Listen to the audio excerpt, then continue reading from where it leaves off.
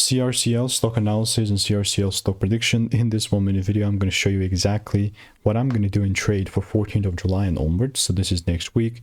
Now, the crazy part about Circular Internet stock, first thing, like for number one on the list, is that we're in this correction and it's totally fair for the price to kind of pull down a bit. And people are going to start some fake alerts, you know, whatnot.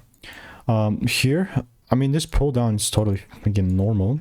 The only right thing, you know, for me to do then from here on is buy if there is a second full candle close above $210. All I'm doing in the meantime is I'm waiting here. Like, you can see, like, from the beginning, it was 76 bucks at the time when I started making videos on this.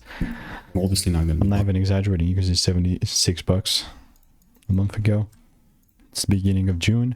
And if I do not see the second break taking place above 210, then there's just no way that I'm gonna buy. This rule is only valid as long as we sit above, you know, 172. If it starts breaking beneath that, then it's a whole different story. So if you want my exact play and all that good stuff, just click the first link in the description. Get my free insights and emails, absolutely free, first link in the description.